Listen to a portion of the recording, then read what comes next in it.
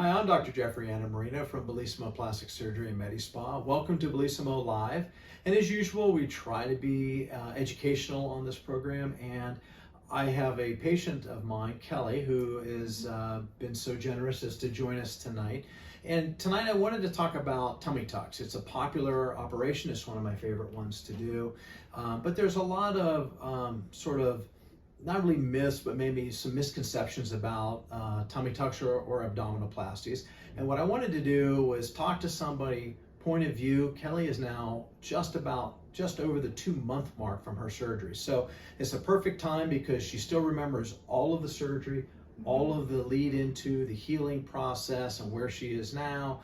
Well, we were just talking earlier about what her restrictions were. Now she doesn't have any. So I'm going to have her take you through and ask her some questions to sort of answer some of the most common questions that I get or some of the most common misconceptions that I hear about, and take you through what a tummy tuck is normally like. So welcome, Kelly, and I appreciate you doing this with us. Of course. All right, so Kelly is, as I said, about 2 months out. You have a set of twins. I do. 9 years old, son and daughter. Mm-hmm. And so kind of take us through, going through, you're a pretty small person, twins kind of changes your body a little bit, right? And to say that in the nicest way possible. Thank you. So talk to me about how you decided maybe a tummy tuck, or what were you thinking when you came in? Sure. Originally, I sort of just dealt with the extra pouch you sometimes get after having kids. And I think too, with the stretching that happens with multiple births, like that's inevitable. And there's so many times I try to work out and get it to come down. And I did the best I could on my own efforts. And I think that helped me because I knew there was nothing more I could possibly do. Right. So that was the point where I was like, okay, I talked to my doctor and they were like, these are your options. I did notice I was getting a hernia. And so we went through that route. I had hernia surgery. And however, it did come back 3 years later. So I think, in my opinion, it was because the excess skin, there's a place for it to grow. And I kept feeling like if I could just fix that part, maybe this wouldn't keep happening. So when I started researching it, I was like, okay, it's going to have to be the tummy tuck procedure to get me to where I really want to be. So in the hopes that it doesn't keep occurring.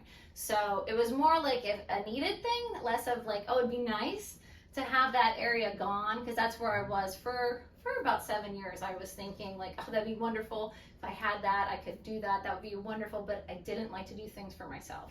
So it was like, I don't want to spend the money on myself, it's all about the family. And when it became more of I guess it'd be more a medical necessity in my opinion, because I didn't want to keep dealing with hernia surgery.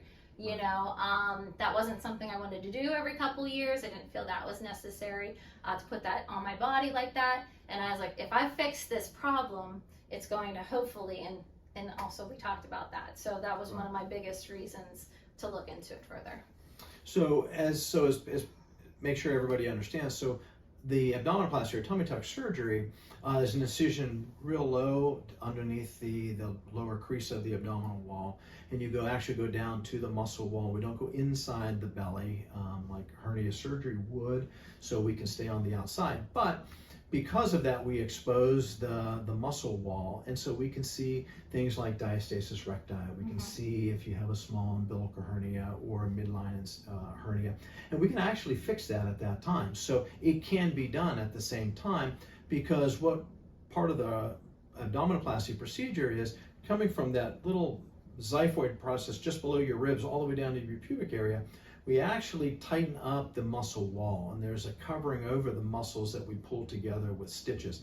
And you can actually fix any hernia and then what we call plicate that tissue. So it actually gives you an internal corset. So it can help shape your waistline, but it really tightens up those muscles, especially after pregnancies, multiple birth pregnancies, weight loss. So when that muscle wall gets stretched out, there's really no way to exercise it back to being tight. And so, I'm glad you said that, because a lot of people think that if I just work out harder, and I'm not saying that everybody needs to go, give up the gym and go get a tummy tuck, but there's a point to where you have to say, and I think you came to that when you talked about it, is I can't do anything more.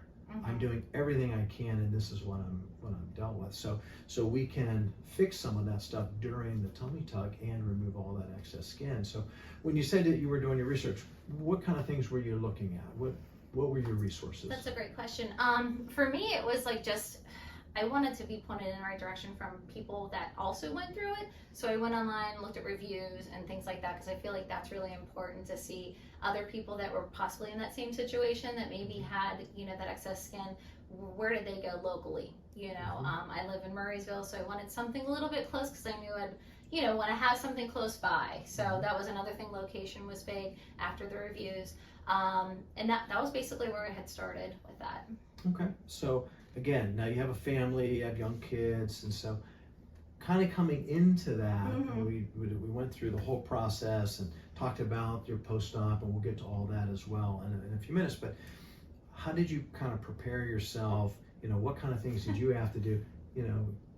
Care for the kids, dinners, things like that. Because post-operatively, you're up and around, and I'll have you talk to that in a little bit, but I don't want you doing a whole lot. So what did you do to prepare That's yourself? really good. And people do need to prepare. I would say if they have little kids, I'm lucky that my twins are 9, so they were super actually helpful in this, and I told them all about it. So they were very helpful. Had they been a little bit younger, maybe I would have held off, and that's what I was thinking too. This is a perfect time for me. But if people have young children, yes, you want to prepare all of that ahead of time. If you have family nearby, close friends, I had friends making me dinners, and I'm not one to take anybody's stuff. So I didn't ask for anything, but I was very blessed by great family and friends and neighbors that were willing to do that for me. And also my husband was super supportive, so he didn't want me to make anything get up, kind of thing. So having it ahead of time prepared was really good because it kind of gave me a break for once. And as busy people that we are and working full time and being a mom, it's a lot to do. So I think it was kind of a nice break actually. Good. To sit back and just, because after your investment you want to relax. You don't want to jump up and you just want to take that time because you don't get it very often. So Right. Well, one of the things that I hear that I find maybe is a misconception is that patients will say, I'm thinking about a tummy tuck, but I heard it's the most excruciatingly painful operation there is. Yeah. And I just haven't in my career have not found that to be true. So especially for ladies that have gone through birth, or multiple births, and in your case, twins, C-sections, hysterectomies, hernia surgeries. Right. I don't think this really compares, and everybody has a little bit different pain tolerance, but for the general rule, I don't think that my patients find that to be that painful of an operation. So most of my patients can, feel more tight, maybe a little uncomfortable. So tell us about your experience. So, Sure. We've done the operation, you're in the recovery room, and then from there, what were your first few nights like, your first few days? How were you dealing with that? Sure. I'd say for anybody that's going to be the hard days, but for me, honestly, it was actually pretty positive. By nature, I am a positive person, but the first night, you're tired. You have a lot of different things, you're coming off of things, and you just need to take care of yourself, stay in bed, do all the things you recommend. But the next day, I think that was probably, if I'm going to give it a bad day, sure. That would have been a day where I was like, okay, not totally 100% yet. But every day it got better, and I think that hope that tomorrow's going to be another day, it's going to be a better day tomorrow. For people, that would be my advice, is that every day does get better. And for me too, I think the pain tolerance, everyone's different. For me, I must have a high level of pain tolerance. I don't know, I only needed Tylenol. So for me, it worked really well. I probably didn't even need that because I'm not one that likes to take anything, to be honest. So I knew that going in it. We talked about it. We had questions about that because I've had a couple of different surgeries, as he's mentioned, and my body doesn't take to it well. So I don't like feeling out of body experiences. I like to be me and be in control. So for me, the Tylenol was all I needed for the first week, I think I did. And then it eased off that as well. So as far as pain tolerance though, since I do have a high level, I would just say it's just uncomfortable just getting up. Because you're doing a lot of resting in the beach chair position. So just having that extra person to help you. I did have a walker. I really only used it for the first few days. and a friend had one, so I didn't even have to buy anything. They're at Goodwill's if you need them. It's really helpful because that gave you enough sturdiness just to get out of bed or whatever you were in. So I was maybe hunched over the first few days, but every day I kind of stood up a little bit taller. I was proud of that. Every time I saw myself in the mirror, I'm like, hey, this actually doesn't hurt so bad, you know? Because I think you get caught up with seeing a lot online. I mean, I'm sure a lot of us go on YouTube to look at videos of everything. So I researched a ton, and a lot of people like to put the worst case scenarios online. So I was watching a lot of YouTube, you know, like the first few days, the first week, all of that was broken down online, like playlists. And everything I've watched was kind of saying like the worst case scenarios. People like me need to go on there, I think, and just try to dispel yes, that. it's really not that horrible. The whole point of this is to say so really coming from, and it's not just coming from me as a surgeon telling you it's going to be fine, you're okay. You know, really what you felt. And so getting out of bed, I agree, because you don't realize how much you use your abdominal wall muscles until they're kind of pulled together and they're healing, but sitting up, standing up, moving, you can feel it. So most of the time I kind of recommend when you're trying to get out of bed or a chair, you know, to kind of roll on your side a little bit, use your oblique muscles, and that'll definitely help. Now, drains. There's another problem that, you know, patients will hear that drains are a major problem. They're very painful, and some drains can be. I don't use those drains, so, but the drains that I use, how were they coming out? So we had the first one out, so it was really about 3 or 4 days after surgery, your first post-op visit, the left drain was ready to come out. Right. And then it's usually a few days to a week later that the right drain comes out. But what was that experience like? I think I was nervous and I thought it was going to hurt. It didn't hurt at all. In fact, I kind of think I looked at one of your pictures on the wall and I was trying to breathe through it thinking, is this going to be painful? And it was nothing. She said, you're done. I said, oh, that's it?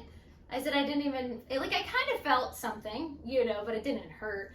And then the second time they did it, I didn't even notice it at all. And she said, you're anticipating it for the first time. That's very common. So again, everybody does a great job of talking you through it and saying, you know, it's not going to hurt. That's a misconception that it's going to hurt you, you know, and it really didn't. Good. And then we have, you know, you're in compression. So I usually give everybody an abdominal binder plus, you know, a few days after surgery when you're back in, and I usually have patients wearing Spanx or some type of compression shorts. How long did you need that you felt like you needed the binder, that support, or any type of compression? I would say the first month I used your binder religiously. I was really good about it, except for, you know, you take your shower and but maybe an hour break, and that felt amazing to get it off. But I knew it was doing what it was supposed to by controlling the swelling. You know, and after that, it was kind of at night I would take it off after, you know, you get permission to go ahead and do so. And that felt amazing too. So it's I kept saying in my head, it's almost over where I don't have to wear this as much anymore. So knowing again that the future will be better, I don't have to wear this every day, but it's not that big a deal. It really isn't.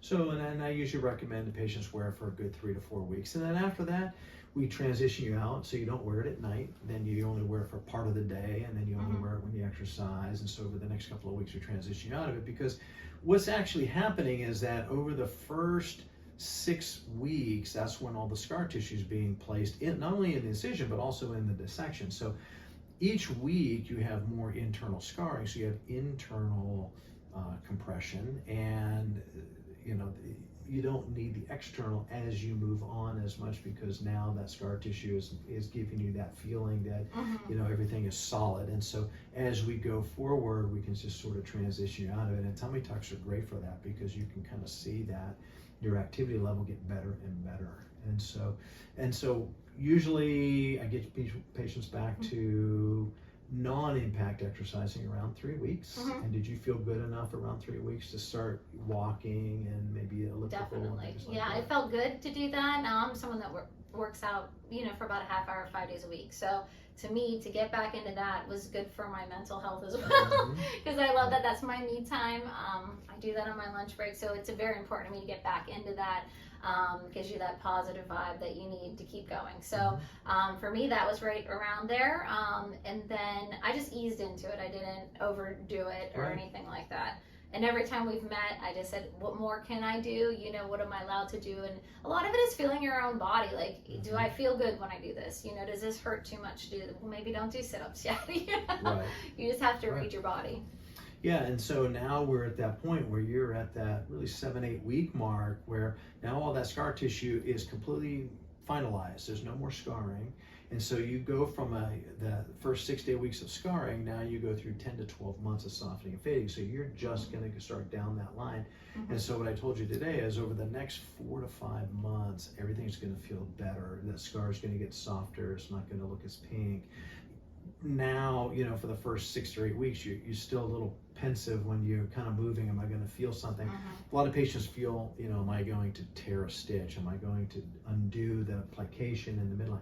And you really don't. But now you're at 2 months and you're getting back to more normal activities. How much time do you think about the surgery when you're doing something like, I don't know if I can do that? I don't really think about it at all, to be honest.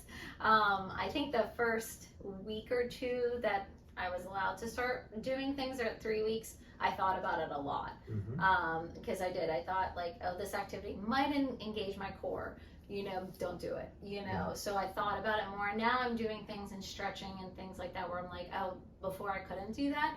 Or in my head, I was in my head about it a little bit more. And now I'm like, you know what, it's fine. He told me it's fine, it's fine.